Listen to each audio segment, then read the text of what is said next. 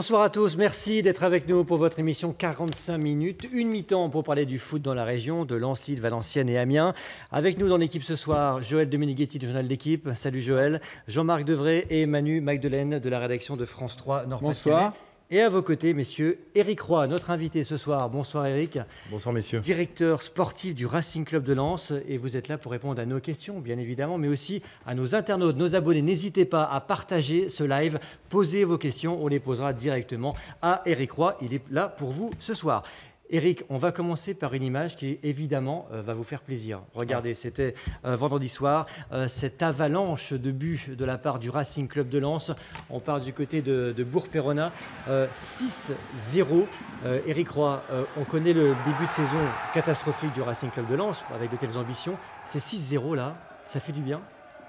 Ah bah, c'est évident que pour l'équipe, c'est forcément déjà important de gagner enfin des points à l'extérieur. Et puis en plus, sur un score fleuve, il est évident que pour la confiance de l'équipe, c'est un plus. Et j'espère que ce sera, alors on parle toujours de match référence, mais en tous les cas, un déclic pour l'équipe de se dire que c'est une équipe qui a des qualités et qu'elle est bien sûr capable de faire bien mieux que ce qu'elle a montré depuis le début de la saison. C'était comment dans le vestiaire après ce match? C'était une équipe, j'allais dire, pas soulagée, mais en tous les cas heureuse, pas si euphorique que ça. Ça veut dire quand même que les joueurs ont aussi conscience de la situation et que je pense que le maître mot, c'est de garder aussi beaucoup d'humilité par rapport à cette victoire-là. Il ne faut pas oublier ce début de saison, savoir un petit peu les erreurs qui ont été faites par le passé pour essayer de ne pas les reproduire, capitaliser justement sur cette période difficile pour pouvoir commencer à démarrer une période un peu plus, on va dire, bénéfique en points. En même temps, on reste sur 3 victoires sur les 4 derniers matchs. On peut considérer qu'on est depuis maintenant un petit moment déjà sur une bonne dynamique. Alors beaucoup de messages déjà pour vous. Voilà. Yann nous dit Forza Lens. J'espère qu'il va nous sortir des bonnes nouvelles. Je pense qu'il parlait de vous, Eric. Joël Dominguetti, on pose la question, est-ce que ça peut être le déclic pour le Racing Club de Lens? Vous y croyez, vous? Je crois que si cette victoire permet au club de se maintenir dans des conditions relativement correcte et rapide, c'est un petit peu le but. Est-ce que ce sera le déclic pour voir au-dessus? Non. Je pense que Eric Sicora a trouvé les bons mots assez récemment pour dire que cette équipe jouait le maintien. Après un début de saison cataclysmique, 8 défaites. J'ai vu un peu plus de solidité. J'ai bien aimé la première période, qui était cohérente dans tous les domaines, dans les duels, dans l'organisation, dans la vitesse vers l'avant, la transition, le jeu direct, en profondeur, la verticalité. Et un peu moins le relâchement, comme l'avait dit l'entraîneur également, en début de deuxième période, où on pensait que tout était acquis, ou en tout cas les joueurs inconsciemment ont peut-être pensé que c'était acquis. Bon, après, le résultat quand même montre qu'il y a eu peut-être une évolution, une prise de conscience. Il faudra voir si c'est confirmé dans les prochains matchs. Jean-Marc, tu es d'accord avec ce qu'a dit Eric? Ça peut être le déclic, ce match? Toi qui connais très bien le Racing Club de Lens. Oui, effectivement. En tout cas, ce qui est sûr, c'est qu'il y a quand même un retour de la confiance, puisque ce qui avait frappé vraiment sur les premiers matchs, c'est que les joueurs, les Sorieurs jouaient vraiment avec le frein à main, notamment à Bollaert, où le public attend énormément. Et là, on sent quand même que l'enchaînement des victoires, pour l'instant, il n'y en a que 2. Enfin, c'était nécessaire, puisqu'il n'y avait eu aucune victoire à l'extérieur. Donc voilà, ça demande à confirmer samedi contre Reims, un des cadors de la Ligue 2. Mais effectivement, si on se met sur une série de 3 victoires, tout est possible par la suite. Eric, la confiance, elle est vraiment là déjà? On ne peut pas dire qu'en un match, on puisse guérir complètement une équipe. Mais je pense que c'est comme tout, il faut prendre match après match, il faut essayer de se reconstruire. Cette première victoire à l'extérieur, elle était importante. Alors après, c'est vrai qu'on l'a vécu un petit peu paradoxalement, c'est que c'est un score fleuve. Mais c'est vrai que même pendant le match, on sentait qu'on ne maîtrisait pas tout. Je suis assez d'accord avec Joël, c'est une bonne première période, même si on peut même considérer que dans cette première période, le 3-0, il aurait peut-être pu déjà être là au bout de 25 minutes de jeu. Et au bout de 25 minutes de jeu, on aurait pu déjà mener 3-0. Et c'est vrai qu'à un moment donné, quand on voyait les actions et les occasions défiler et qu'on n'arrivait pas à corser l'addition, on se demandait si on n'allait pas finir par le perdre ce match. Parce qu'on sait que quand on vendange un petit peu des occasions, quelquefois on peut le regretter. Donc c'est vrai qu'il y a eu cette première période quand même assez bien aboutie. Et puis c'est vrai que les mots d'Eric étaient assez cohérents à la mi-temps, de dire qu'il ne fallait pas se relâcher, qu'il fallait continuer. Et c'est pas ce qu'on a vu pendant la deuxième période, les 30 premières minutes, où effectivement on a senti une équipe qui maîtrisait pas son sujet. Donc c'est difficile de dire on a gagné 6-0, on est heureux, mais en même temps il y a des choses qui sont à améliorer, mais en même temps c'est ce qui est bien aussi, c'est de se dire qu'on gagne les matchs et qu'il y a encore des choses à améliorer. Manu, tu crois, ça peut être un match référence selon toi, un déclic pour le Racing Club de Lens? C'est vrai que moi, ce qui m'a frappé, c'est quand même Eric Sicora, qui, je ne vais pas dire qu'il faisait la gueule, mais qui était quand même pas... voilà, alors évidemment, il y a un peu de retenue vu le début de saison.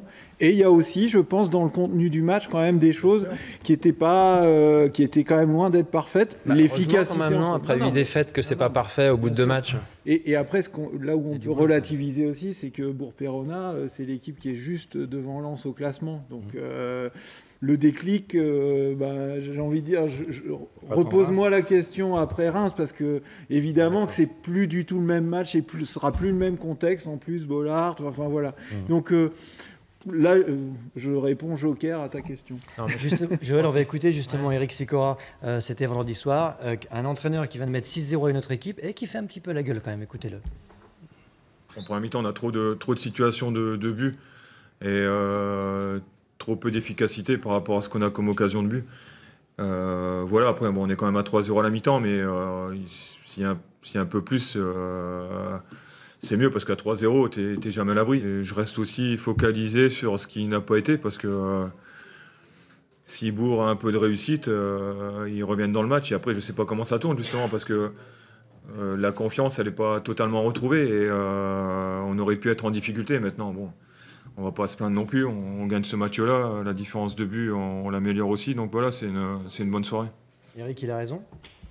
Oui, il a raison parce que quand on a débriefé le match ensemble et même quand on en a parlé à la mi-temps, on considérait qu'on ne maîtrisait pas tout non plus. Et c'est vrai que mener 3-0 à la mi-temps et voir ces 30 premières minutes premières 30 premières minutes de la deuxième période, c'est pas normal parce que c'est vrai que l'équipe aurait dû beaucoup plus maîtriser le jeu, beaucoup plus maîtriser le ballon.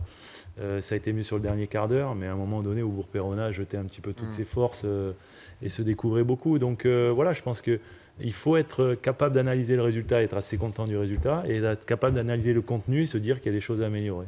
On va parler du match, mais aussi de l'actu du RC Lens. Emmanuel, Éric Roy, quelques mots sur Éric Roy.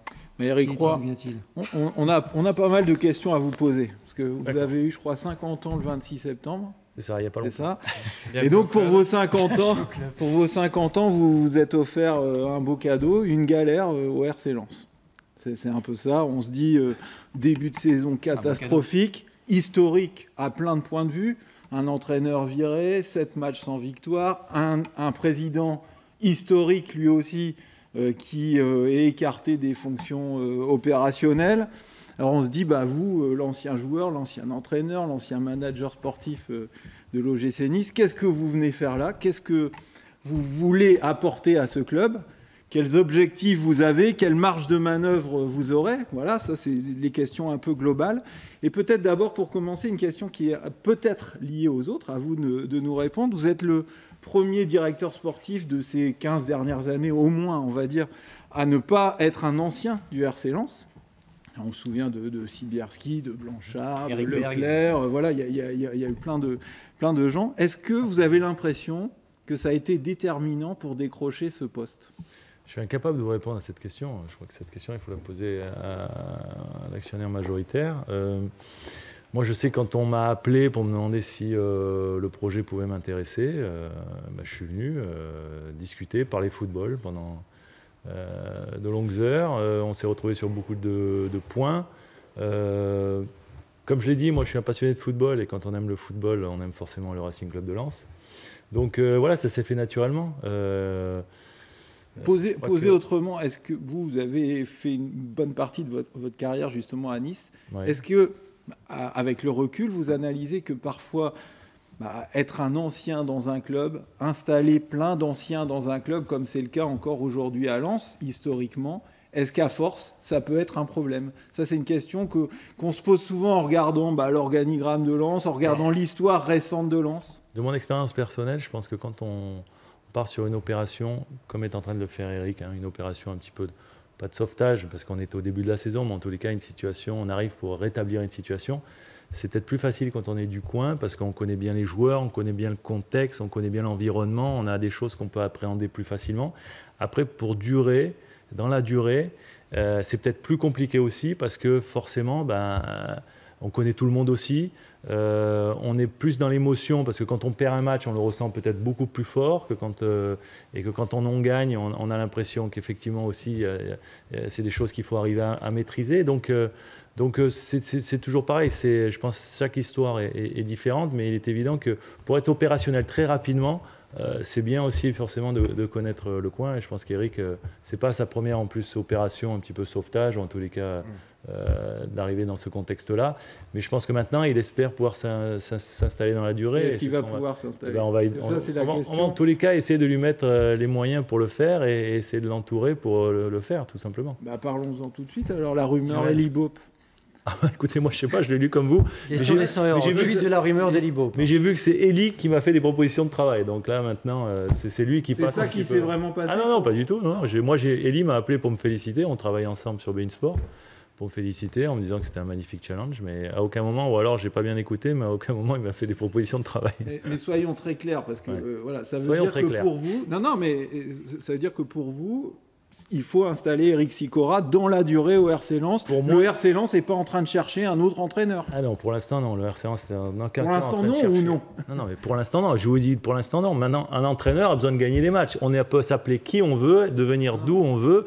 Quand on est un entraîneur, on a besoin de gagner des matchs. Aujourd'hui, Eric Sicora est un garçon qui gagne des matchs. Sur ses 4 derniers matchs, il en a gagné 3, comme je vous l'ai dit. Donc moi, à aucun moment, je vais chercher un nouvel entraîneur. Il se posera la question si demain Eric Sicora est dans une situation d'échec comme tous les entraîneurs qui sont installés. On sait que c'est un métier très compliqué et moi je suis là pour le mettre dans les meilleures conditions et actuellement effectivement il n'y a aucune intention de changer d'entraîneur. Une réflexion sur les anciens joueurs du club, etc. Moi je pense que c'est une meilleure chose, c'est une bonne chose. L'exemple type c'est le Bayern Munich qui a que des anciens joueurs et qui fonctionne comme pratiquement un des clubs les plus organisés, les mieux organisés du monde. Et pour Eric Roy, c'est pour moi le contre-exemple parfait parce qu'en fait, il a été rappelé parce qu'il avait laissé, il était candidat à l'époque pour poste d'entraîneur.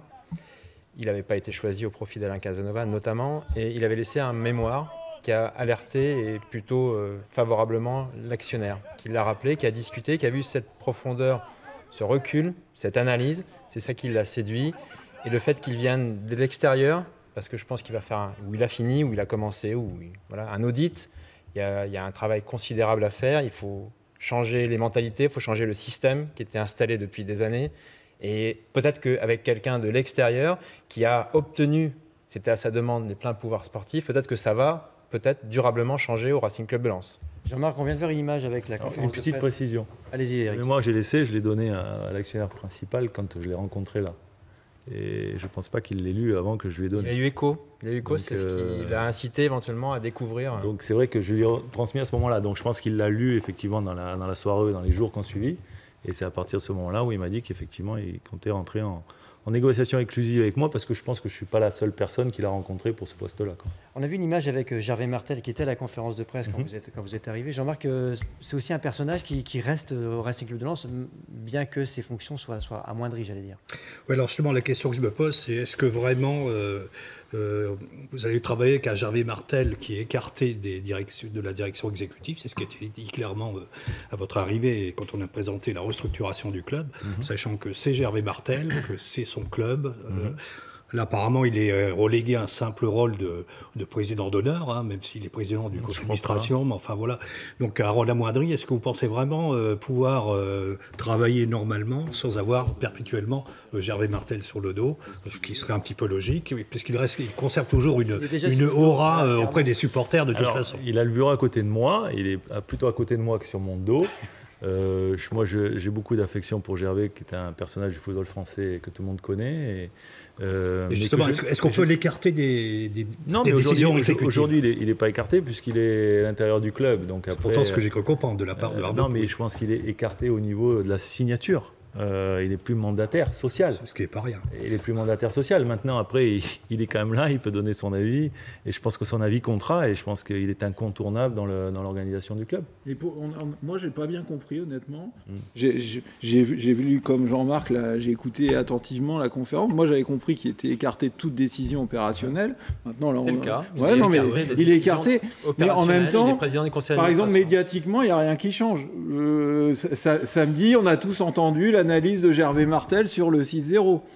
Donc déjà, ce point-là, on aurait pu imaginer qu'il n'est plus voilà, il n'est plus opérationnel. Est-ce qu'il a encore sa place médiatiquement? Voilà, c'est juste un point d'éclaircissement. C'est très simple, si je peux me permettre. Oui, Eric, c'est qu'en fait, dans les décisions, ce sera le manager sportif ici présent qui décidera, les joueurs, en accord avec Arnaud Pouille et bien sûr Eric Sicora. Point. Et après, il y a un président de conseil d'administration qui éventuellement pourra donner son avis. Mais ce n'est plus lui qui décidera, ou en tout cas, qui aura ce pouvoir opérationnel. C'est aussi simple que ça, par exemple. C'est ce qui se passe dans beaucoup de clubs, en fait, en définitif. Et en même temps, on ne va pas bâillonner Gervais parce qu'il a envie de parler du résultat de son club et qu'au contraire... Non, mais je veux dire, à un moment donné, un président de conseil d'administration, il a le droit aussi de parler de son club.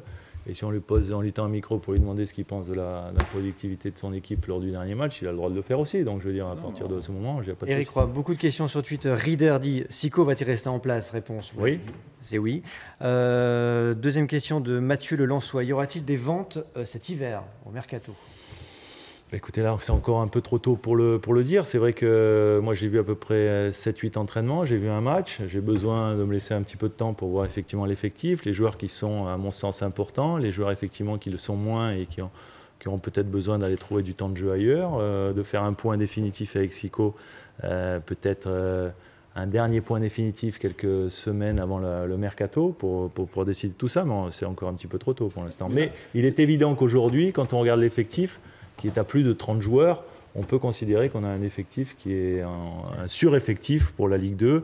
En plus, partant du principe qu'en plus, on n'est plus qualifié en Coupe de la Ligue et qu'il ne nous restera plus que de compétition. Alors ça, Eric, c'est l'analyse sportive. Est-ce qu'il y aura un besoin? Est-ce que vous savez d'ores et déjà? Est-ce que vous avez discuté avec l'actionnaire? Est-ce qu'il y aura un besoin absolu de vendre pour, je crois que le passage à la DNCG, c'est bientôt. Donc, est-ce que vous allez devoir vous engager à vendre pour X millions d'euros? Alors, en tous les cas, puisqu'on n'a pas encore fait de réunion sur le sportif justement avec l'actionnaire depuis que je suis en place, mais dans les discussions que j'ai eues jusqu'à présent, on ne m'a jamais demandé, en tous les cas, de vendre des joueurs et qu'il y avait en tous les cas un côté impératif de vendre des joueurs pour faire entrer de l'argent par rapport à la DNCG. Ça, ce n'est pas le cas. Après, je pense qu'il y a peut-être un côté impératif de faire partir des joueurs pour qu'effectivement l'entraîneur puisse travailler dans des bonnes conditions avec un groupe, on va dire, cohérent. Parce qu'il me semble qu'entre 20 et 25 joueurs avec 4-5 jeunes, ça me paraît plus cohérent qu'aujourd'hui, 31 pros, je crois, ou c'est ce qu'on est aujourd'hui. Donc maintenant, après, on sait bien que les joueurs qui ne jouent pas trop chez nous, ce n'est pas les joueurs qu'on va venir nous arracher, forcément. Hein. En général, on veut les joueurs qui sont bons. Donc ça va être une partie de mon travail aussi. Je rencontre tous les joueurs petit à petit dans les jours qui viennent aussi, donc pour faire un point avec eux, pour les connaître, pour créer du lien, pour essayer également de comprendre la problématique de chacun, les objectifs personnels de chacun, à l'intérieur des objectifs collectifs du groupe. Donc tout ça, c'est un travail qui va être fait et on en déterminera les orientations définitives vers début décembre. Pardon.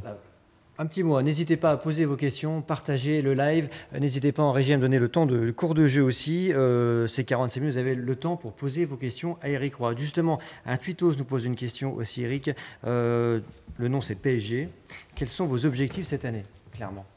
L'objectif, maintenant, je vais vous dire, c'est que l'équipe revienne dans des zones quand même qui sont plus conformes à ce que souhaite le RC Lens. En tous les cas, on sait qu'il ne faut pas regarder le classement jusqu'à la trêve.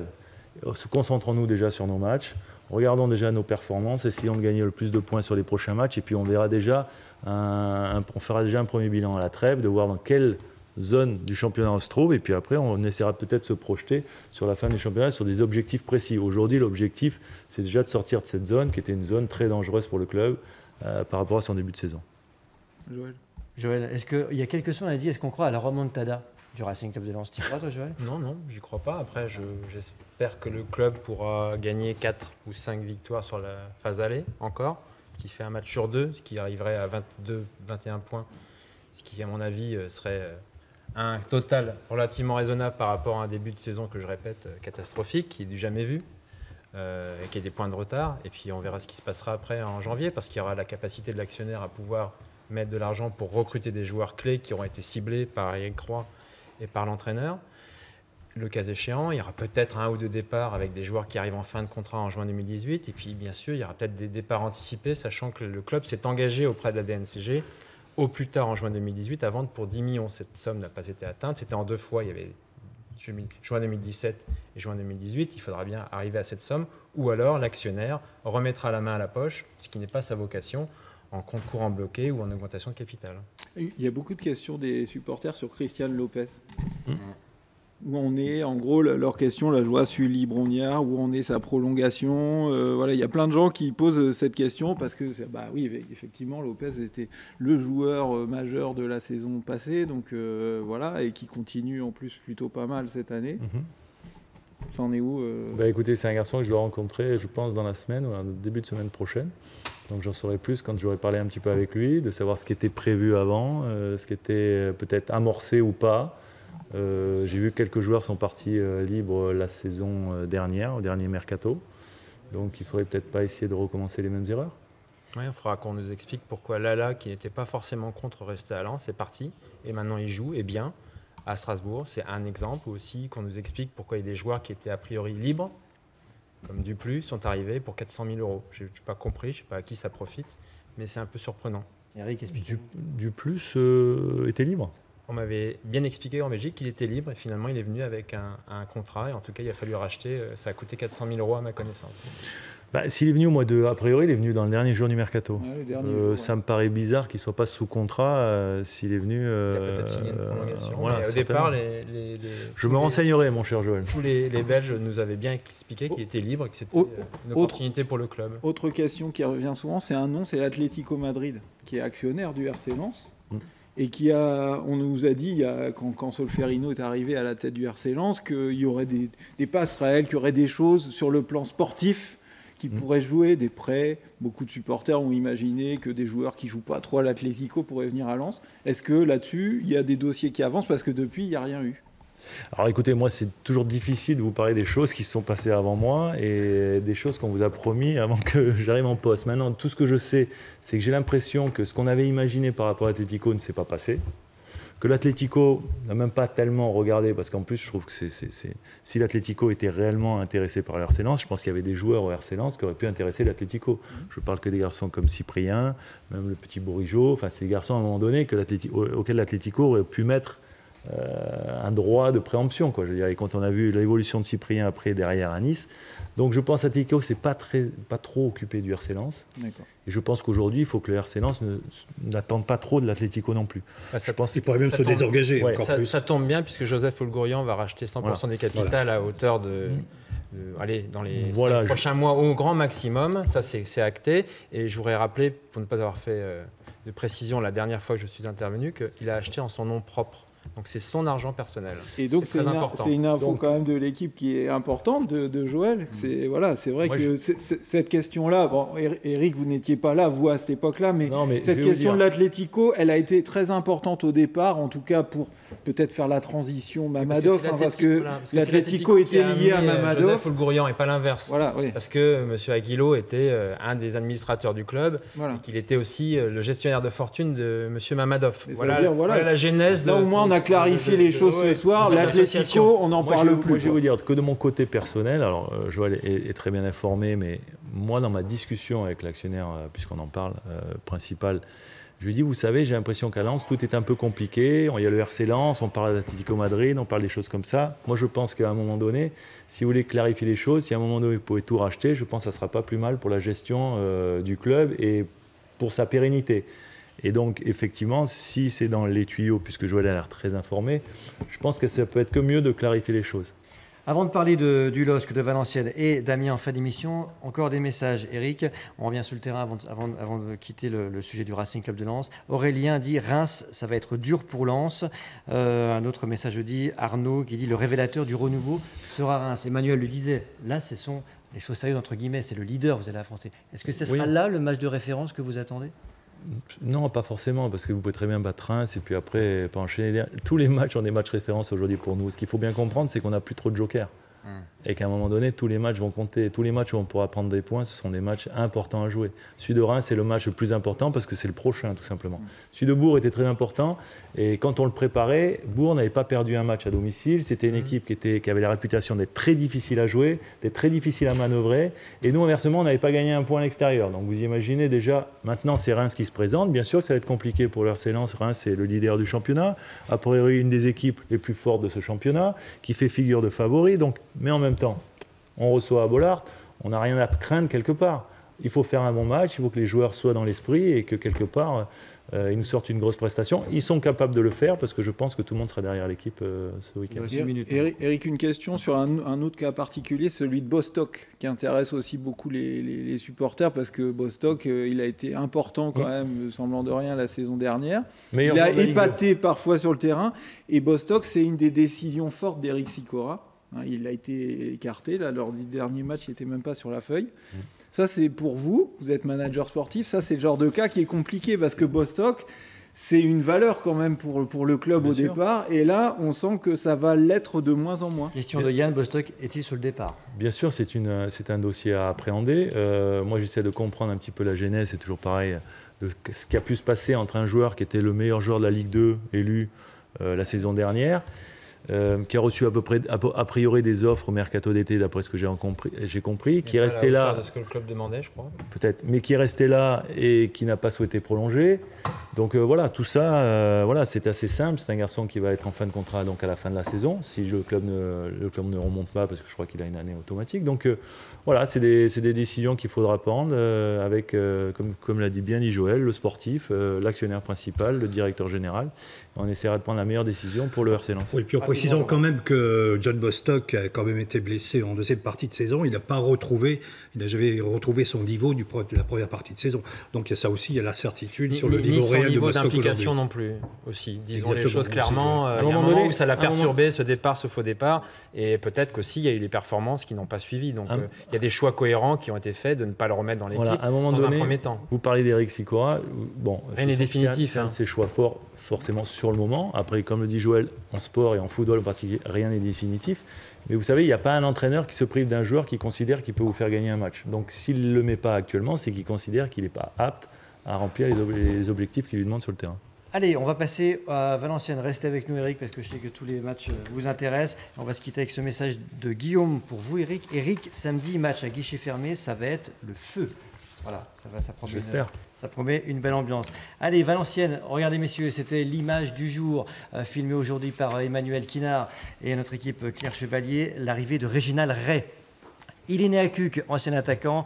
Il a été entraîneur adjoint à Bastia, Boulogne-sur-Mer, Aston Villa et Paris FC. C'était les toutes premières images de ce nouvel entraîneur qui succède donc à Nicolas Rabuel qui était là par intérim et à Farouk Hadzibedzic, limogé il y a quelques semaines. On écoute les premiers mots de Réginald Ray au micro de Claire Chevalier. Souvent, dans les changements de courte saison, c'est vrai qu'on arrive dans des conditions un peu plus délicates. Là, ce n'est pas le cas, donc c'est-à-dire qu'il y a une vraie base de travail, c'est important pour moi. Il y a un entraîneur qui part, un autre qui arrive, c'est jamais simple. Et sur le fait qu'ils ont été en capacité, avec le staff, de bien assumer, parce que pendant cette période, il y a eu 2 victoires.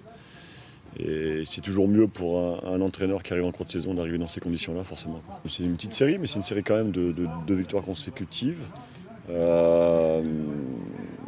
Dans une période comme ça, je le répète, délicate à vivre, forcément ça allège l'atmosphère. Alors Joël Jean-Marc, on va voir le classement de la Ligue 2. On parle de période délicate, un entraîneur qui arrive. Regardez ce classement quand même, Valenciennes est 9e avec 17 points, à seulement 3 points de Paris FC qu'il affronte vendredi prochain.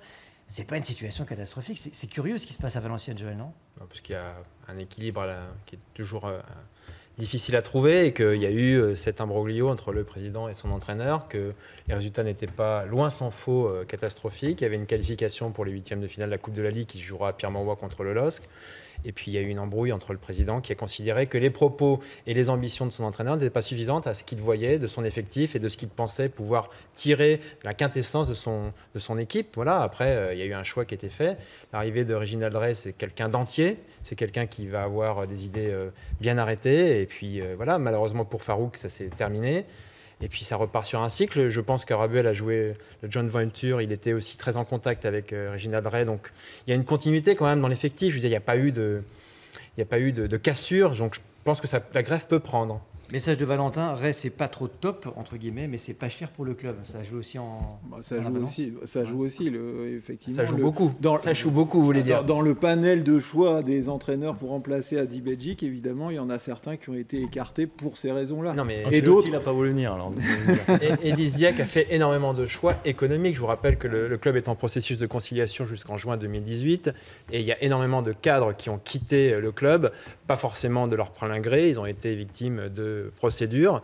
J'en passe, Zago pour la formation. Et là, il va falloir provisionner pour Hadzibedjic aussi. Mais bien sûr, de toute façon, les procédures vont à leur terme. Ça prend plusieurs années souvent, mais c'est des choix souvent économiques qui ont été faits.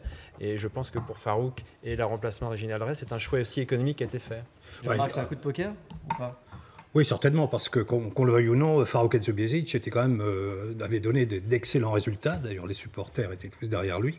Et donc, on se demande vraiment où va en venir Disdiac. Alors, certes, le club a recruté, mais il faut voir aussi l'énorme vague de départ, et pas des moindres qui a eu lieu juste avant l'intersaison. Donc, je n'ai pas l'impression que l'équipe, au niveau de l'effectif, soit plus forte que celle de l'an passé. Quand on perd des joueurs comme Fulgini, qui est un grand espoir, forcément, ça se paye. Donc si l'ambition de Disdiac et des dirigeants était d'être en Ligue 1 dès la saison prochaine, je pense qu'elle était de toute façon illusoire. Il y avait un message de Grégory, on parlait de poker, en plus la pression de Partouche qui peut jouer, qui a pu influer aussi. Oui. Non, il n'y a pas de pression de Partouche. Il a mis 1,5 million et à terme, si cet argent qui est mis en compte courant bloqué n'est pas remboursé, il sera automatiquement donc mécaniquement majoritaire. Mais c'est une pression. Non, parce que la pression, c'est qu'il a souhaité racheter le club et Disdiac ne voulait pas vendre ses parts, donc il n'a pas racheté le club. Il n'a pas vocation, en tout cas, sur ses propos et ses ambitions, de faire un scandale et de faire parler de lui. Donc voilà, il a de l'ambition pour ce club, de mettre de l'argent, de s'investir à 100% si c'est le cas un jour, et de refaire monter le club en Ligue 1, c'est certain. Mais il n'y a pas de pression, puisque Disdiac ne cédera pas, il n'a pas voulu vendre ses parts. Oui, mais c'est quand même un moteur sans doute dans la décision de Disdiac, parce que du coup... c'est une décision qui lui appartient. Oui, mais du coup, le seul moyen pour lui d'éventuellement pouvoir rembourser la somme de Partouche, on en a parlé la semaine dernière, c'est éventuellement de monter en Ligue 1. Et je pense que la solution de pouvoir recouvrer une forme d'autonomie financière et de pouvoir mettre à bord, c'est de remonter en Ligue 1. Mais ça ne date pas d'aujourd'hui, ni de cette saison. Mais ça te fait prendre du coup une décision qui est effectivement un peu bizarre. Et moi j'ai l'impression que c'est un coup de poker. Parce que quand tu es 9e à 3 points du 5e, donc c'est pas loin. Je veux dire, là, Réginald Ray, il récupère pas, comme très souvent, comme dans la plupart des cas en cours de saison, un club où il faut... Voilà, oui. Il y a déjà eu des clashs dans la saison avec Farouk, où ils se sont vus et ils se sont dit les choses. Non, mais là, je parle de Réginald... Effectivement, après, sur Farouk, ok, mais... c'est un choix d'homme. Oui, mais Réginald Ray... Il arrive du coup dans une situation qui peut paraître, là il le dit dans l'interview, il dit bon c'est un peu paradoxal, mais moi je pense que c'est quand même une pression parce que Jean-Marc disait est-ce qu'ils ont l'effectif pour monter, et Disdiac en est persuadé. Je pense qu'il a quand même fixé à Réginald Ray l'idée qu'il va falloir être dans les 5 premiers. Je ne sais pas s'il lui a fixé, en tout cas c'est son ambition. Très clairement, et Disdiac, c'est de remonter en Ligue 1, bien entendu. Mais je ne suis pas sûr qu'il lui ait fixé, parce que d'abord c'est très utopiste de fixer des objectifs. Je ne pense pas que l'effectif de Valenciennes soit armé pour monter. Je pense que c'est une équipe qui peut se maintenir sans aucun souci, et peut-être éventuellement arracher une 5e place.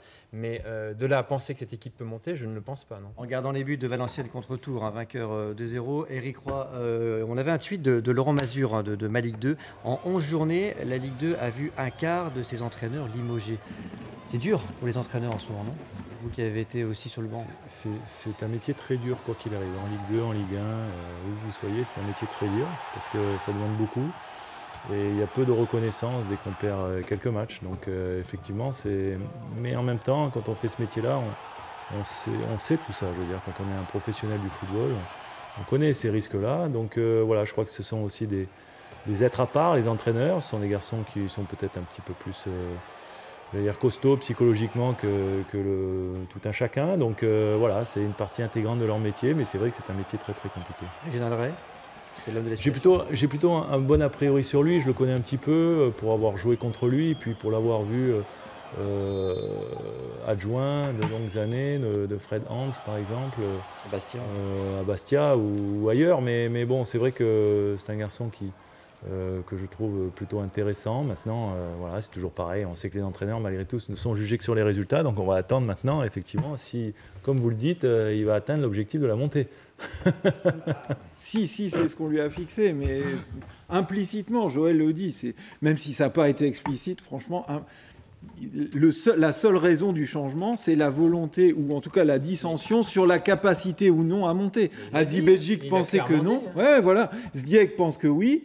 il pense que oui, il prend Réginald Ray donc pour le faire. Oui, Voilà, ça me paraît clair. clair. C'est apprécié que Farouk dise que, en termes de recrutement, d'effectifs comparés, il n'a pas forcément mieux cette année que la saison précédente. Ce en quoi, d'ailleurs, je suis d'accord, l'effectif de Valenciennes cette saison n'est pas forcément meilleur à celui de l'année dernière. Donc voilà, et Diziek pense différemment, c'est son choix, mais après, est-ce qu'il est lucide? Ça, c'est un autre débat. Question en rafale sur notre site. Jean-Claude à Valenciennes, manque-t-il un joueur d'expérience de la Ligue 1? Jean-Marc, rapidement. Ils ont Roudet quand même. Oui, on voit l'apport de certains anciens comme Thiago qui vient de Troyes. Voilà, donc effectivement, ces joueurs cadres apportent beaucoup à des jeunes joueurs de talent en général. Dabo et Masson, 2 titularisations quand même vendredi, 2 jeunes qui n'avaient jamais joué en Ligue 2. Qui a été buteur en plus.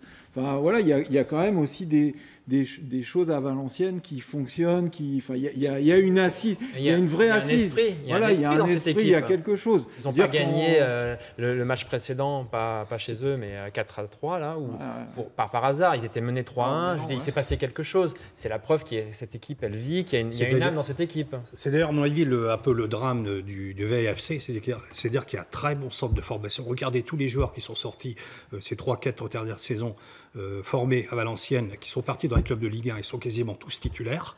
Et malheureusement, le club ne parvient pas à les conserver. Et surtout, il les vend souvent pour une bouchée de pain. Et ça, c'est vraiment dommage.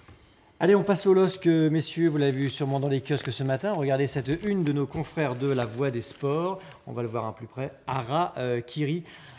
C'était 2-2 contre 3. Jean-Marc, tu étais au match. Il y avait tout pour gagner. Il s'est passé quoi là? Écoute, Jean-Luc, c'est un peu le résumé de tout le début de saison du LOSC version Bielsa. C'est-à-dire que d'abord, les deux visages de ce espèce de Dr Jekyll et Mr Hyde qui est le LOSC cette saison. Alors le bon côté, c'est bien sûr la réaction après le premier but. Alors, le premier but, clairement, les défenseurs étaient toujours au vestiaire, les défenseurs lensois. Donc les défenseurs lillois étaient toujours au vestiaire, pardon. Je ne vous permets pas. Et donc voilà, ça partait très mal. Les spectateurs eux-mêmes se demandaient si on ne s'orientait pas vers une nouvelle défaite. Et puis là, il y a eu une réaction. On a vu le LOSC jouer un petit peu dans le modèle que veut Bielsa, un modèle offensif qu'on avait vu notamment contre Nantes et même sur les matchs de préparation du début de saison.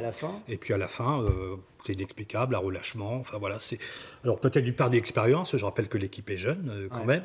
Et puis peut-être qu'il y a encore un système de jeu qui n'est pas encore totalement trouvé. Regarde Jean-Marc Joël, juste avant de t'écouter, la phrase du jour, elle est signée Jean-Louis Garcia, l'entraîneur de Troyes. À Lille, rien ne tourne vraiment rond. Est-ce que tu es d'accord avec cette phrase? Il se passe quelque chose qui coince là. Non, mais dans ce match où Troyes a égalisé sur penalty, on a vu tout ce qui peut résumer le début de saison du LOSC, c'est-à-dire une ambition tactique démesurée, tout à fait louable. Je veux dire, ce que veut faire Bielsa pour le spectacle, pour les spectateurs, pour la beauté du jeu, c'est formidable. Mais ça ne se passe pas comme ça dans le monde professionnel. Il y a aussi des équipes qui contrent, il y a aussi des équipes qui adaptent leur système au LOSC, et le LOSC n'est jamais plus en danger que lorsqu'il a le ballon. Et donc, qu'est-ce qui s'est passé? C'est que il y a par exemple des joueurs qui ne sont pas toujours très bien gérés. Malcuit est sans arrêt blessé. Je pense que si c'est Malcuit qui joue, il ferme son deuxième poteau et ils ne prennent pas le premier but où Bissouma lâche le marquage. Première chose. Deuxième chose, dès qu'on a vu que Mendes était revenu dans cette équipe, ils ont retrouvé un semblant d'équilibre. On a vu beaucoup de choses très intéressantes sur le plan technique, beaucoup de passes, beaucoup de jeux d'intention qui sont pour moi des signes très, très positifs. Mais en revanche, il n'y a pas de solidité. Et à un moment, il va falloir se poser la question, c'est combien de temps ça peut durer? Parce qu'à un moment, cette équipe, elle a une ambition démesurée, je le répète, mais je ne suis pas certain qu'avec sa jeunesse, son manque d'expérience, il n'y a pas de colonne vertébrale de joueurs, et ça a été un choix, eh bien, je ne pense pas qu'elle puisse l'assumer, cette ambition. Moi, c'est juste dire un truc et faire réagir Eric là-dessus sur justement cette ambition démesurée. Moi, je suis tout à fait d'accord avec Joël, on ne comprend pas, d'autant que quand on enchaîne comme ça les contre-performances, qu'on a des objectifs très élevés, moi, j'ai l'impression que l'intelligence de l'entraîneur, c'est justement de réduire un peu ses ambitions, de dire, bon, enfin, pour parler vulgairement, on va possible, il ne l'a bétonner, jamais on va... Voilà. Est-ce qu'un entraîneur, c'est pas son rôle d'abord d'effectuer cette adaptation permanente en disant, bon là, on est parti sur un rythme qui est peut-être pas le nôtre pour l'instant, on va bétonner, on va essayer de gagner des 1-0 et on verra après, quoi. À un moment donné, on est allé chercher Bielsa pour une certaine philosophie. Moi, je pense qu'aujourd'hui, une des plus grandes qualités de l'entraîneur, c'est une capacité d'adaptation à son effectif, à son groupe, à son schéma tactique par rapport aux joueurs qu'il a sous la main. Lui, Bielsa a une autre philosophie, c'est de prendre des joueurs pour les mettre dans la philosophie qui est la sienne. C'est-à-dire qu'il a fait venir beaucoup de joueurs, il a étudié beaucoup de joueurs, il l'a dit, plus de 200 joueurs, pour choisir une dizaine de joueurs, une quinzaine de joueurs, pour jouer comme il a envie de jouer. Aujourd'hui, on ne peut pas reprocher à Bielsa de ne pas avoir une équipe solide parce qu'il n'a jamais eu des équipes solides. Il a eu des équipes qui sont toujours en déséquilibre, mais qui font du spectacle parce que justement, il y a des déséquilibres partout sur le terrain. C'est un entraîneur qui est adepte de faire du marquage individuel, beaucoup, à la perte du ballon, mais qui demande à ses joueurs de beaucoup provoquer. Donc quand on est beaucoup dans le marquage individuel et dans le duel, forcément, ça fait des déséquilibres. Donc des déséquilibres quand on attaque, mais également quand on défend. Donc c'est une équipe qui va donner du spectacle, mais c'est une équipe qui va effectivement prendre des buts aussi. Mais il ne faut pas oublier, même à l'OM, quand il a fait sa très bonne saison, et même les 6 premiers mois où il était premier du championnat, c'est une équipe qui souvent concédait beaucoup d'occasions. Ils n'ont pas été punis pendant ces périodes-là, et ils l'ont été dans la deuxième partie de la saison, où effectivement, ils n'ont pas réussi à capitaliser. Parce que le fil rouge de Bielsa, et ça ne changera pas, il ne faut pas penser qu'il va bouger. Lui, il ne va pas changer, non ? Ça c'est certain, c'est qu'il faut marquer un but de plus que l'adversaire. Donc tout ça, encore une fois, pour les spectateurs, pour la Ligue 1, c'est magnifique, mais il n'a pas le matériel pour ça. Et pour l'instant, c'est plutôt qu'est-ce qu'on fait quand on encaisse un but ? Qu'est-ce qu'on fait pour les gagner les matchs ? On a un message de Romain. Que manque-t-il au LOSC ? C'est le thème du soir. Un coach qui met ses joueurs au bon poste et dans les meilleures conditions, car là, on dirait qu'ils sont entre deux chaises. Là, clairement, déjà, ce qui manque, c'est un buteur. Le départ de Depréville, c'était une grosse erreur, parce que ce n'est pas Nicolas Pepe qui met les buts au fond actuellement. En plus, il y a un système de jeu qui n'est pas toujours très clair, notamment cette fameuse défense à 3. Généralement, on laisse des couloirs sur les extérieurs, et donc certains joueurs qui ne sont pas habilités pour faire ça y vont. Alors, on l'a vu encore samedi contre 3, le pauvre Yves Bissouma, qui est quand même un attaquant de métier, a joué arrière droit toute la partie, et ça n'a pas été une réussite, c'est le moins qu'on puisse dire. Ce qui est frappant, j'ai lu les messages là, cet après-midi, on posait la question aux supporters, que manque-t-il au LOSC ? On lit les messages, on se dit en fait, il manque au LOSC uniquement des choses dont le LOSC a choisi de se passer. Exactement. C'est incroyable. Il manque des cadres. Tout le monde dit il manque des cadres. Oui, mais le loft, c'est le LOSC qui a choisi de mettre à l'écart Enyama, Bacha, Mavouba, Botea. Il met à l'écart, mais il est toujours non, mais dans il le manque loft, un buteur, dit Aurélien aussi. Il manque un buteur. Ils avaient Depréville, ils ont choisi, entre guillemets choisi, ils ont dû vendre selon la version qu'on nous a donnée. Ils étaient obligés de le vendre. Là, ils ont été obligés de le vendre, donc ils s'en sont passés quelque part volontairement, c'est une décision du club. Donc déjà rien que sur ces 2 points, après d'autres supporters disent il manque de la combativité de l'Agnac, on ne doit pas prendre ce but dans les 5 dernières minutes. Ben oui, mais quand tu as un effectif où tu as choisi de mettre un effectif de 22 ans de moyenne d'âge, et pourquoi ? Voilà. Tu t'es privé de gens qui peut-être, dans ces moments où ça flotte un peu, où on ne sait pas trop est-ce qu'il faut attaquer, est-ce qu'il faut défendre, le mec il prend le ballon, il dit bon les gars on va faire comme ça. Ils n'ont pas ce genre de joueurs-là, ils n'ont pas ce type de joueurs, mais ils s'en sont privés volontairement. Donc les 3 points-là, c'est des choses que le LOSC a choisi de ne pas avoir. Donc aujourd'hui leur reprocher, c'est un peu bizarre, quoi. En même temps, c'est de savoir quel est le projet du LOSC. Aujourd'hui, moi, j'ai l'impression qu'au LOSC est de prendre un entraîneur qui est un développeur de talent, parce que je pense que Bielsa est un développeur de talent dans ses capacités à entraîner et à faire progresser les jeunes joueurs. Donc par rapport à ça, c'est de prendre des jeunes joueurs qui sont des potentiels futurs pour la vente. Donc on a fait venir beaucoup de jeunes joueurs. Donc qui dit jeune joueur dit une équipe peut-être un peu plus instable qu'une équipe avec des cadres, comme vous l'avez dit. Qui dit en plus beaucoup de nationalités différentes, dit peut-être un manque d'adaptation, en tous les cas rapide, un besoin d'adaptation qui est un peu plus long et tout ça. Donc ce qui se passe au LOSC aujourd'hui en début de saison, ce n'est pas complètement incohérent non plus par rapport à ce qui a été fait. Donc maintenant, ça ne veut pas dire... Donc ce qui est incohérent, c'est l'objectif qui a été fixé à cet effet. Donc, cet effectif. C'est la première saison. C'est qu'on ait laissé les clés à Farcio Bielsa pour faire ce qu'il voulait jusqu'au bout, jusqu'à Luchin. Ça, c'est incohérent. Maintenant, ça ne veut pas dire que c'est une équipe qui ne va pas progresser, qui ne va pas monter en puissance, qui va, je veux dire, prendre de l'expérience au fil des matchs parce qu'il y a des jeunes joueurs, on l'a dit, et que les étrangers vont petit à petit s'intégrer. Donc, on l'a dit, a priori, le fond de jeu était quand même Il y a eu des améliorations. Des améliorations qui font croire beaucoup mieux. Il y a des bons joueurs. C'est assez positif ce qu'on a vu quand même. Justement, Eric, un message de René. Il manque un renard des surfaces au LOSC. Ça se fera au mercato. Laissons Marcelo travailler. Encore Vous faudra-t-il. allez me dire, moi j'ai d'autres problèmes à gérer à Lens, mais qu'est-ce que vous conseillez vous donner? Il faut laisser du temps. Non, moi je ne vais donner aucun conseil à Marcelo Bielsa. Je vais vous dire, je veux bien. Alors, je vous l'avais dit même hors antenne. Je veux bien parler de Lens, mais ça me paraît compliqué de parler des autres clubs. Je vais lui donner aucun conseil. Moi, je pense que c'est un grand entraîneur pour développer les joueurs. Après, pour avoir de la performance sur la continuité, pour l'instant, il ne l'a jamais vraiment montré. Voilà, après, moi, je ne sais pas quel est le projet de M. Lopez, qui m'a l'air d'être un homme, un président. Top 5 cette saison. Voilà. C'est réaffirmé à plusieurs reprises et martelé, top 5 cette saison. C'est clair que Marcelo Bielsa, pour lui, le LOSC, c'est un laboratoire. On lui a donné les clés, Gérard Lopez a donné les clés pour développer son système, mais il faudra du temps. Donc, est-ce qu'aujourd'hui, dans le football moderne, est-ce qu'on peut donner du temps?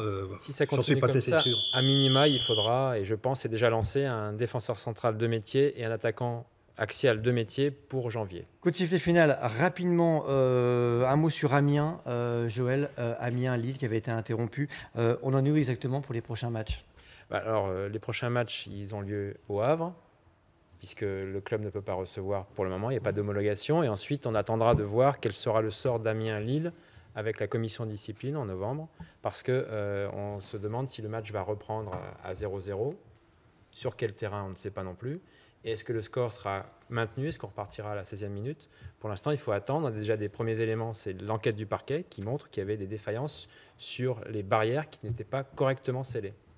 On va se quitter avec une image, il nous reste 30 secondes dans le temps additionnel. Avec cette image, c'est un peu mon coup de gueule, une conférence de presse en général, ça manque de sourire un peu plus. Là, c'était la conférence de presse du fameux Marcelo Bielsa, que l'on suit régulièrement.